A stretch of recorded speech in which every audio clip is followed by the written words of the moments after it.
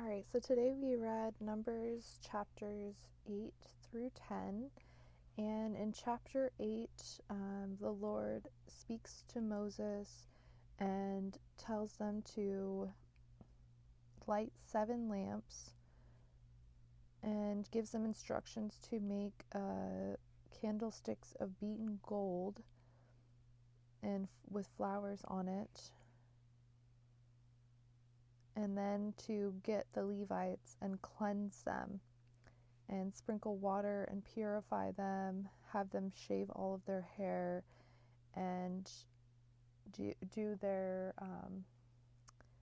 sin offerings before the whole congregation. And then says that the Levites are essentially all of the, like God says that the firstborn of every womb was his, but for the children of Israel, the Levites were essentially the firstborn for all of the children of Israel to be God's portion. And so I think that's kind of interesting because, like throughout the Bible, God doesn't always follow the rules of man, like the firstborn gets like certain things that the other subsequent children don't get, but God doesn't do it that way. He chooses people based on who they are and what they're meant to be and what they're meant to do, and not necessarily birth order or things that make sense from the physical world perspective. So that's kind of interesting and just kind of reinforces his, his going against the grain. And then in chapter 9, they're talking about the Passover and keeping God's ordinances and things that he's given to the children of Israel.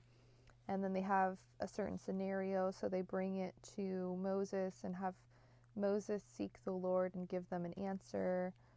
And then God just reinforces that everybody will participate and, keep his commandments. And then in chapter 10, God tells Moses to make trumpets and to use them for calling the assembly, and so they know what to do.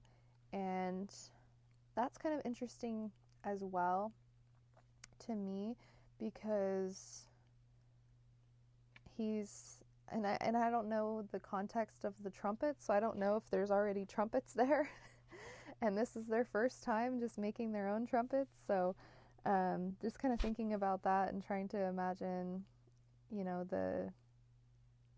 the backstory on this. I guess I'll have to do some research, but that was interesting. And then he tells them when they should sound the trumpet, and to make sure everybody knows what to do when they hear the trumpet.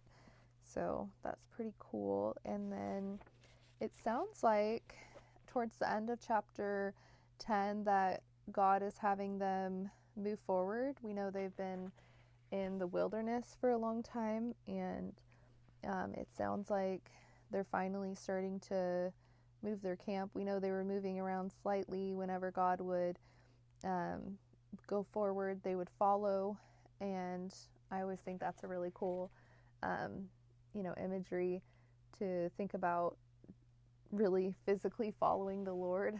So really cool things going on in these chapters. We'd love to hear, if you're inclined to comment, what your thoughts are and what you're thinking about from the reading today, and looking forward to continuing our study. And thank you so much for joining. Have an amazing day.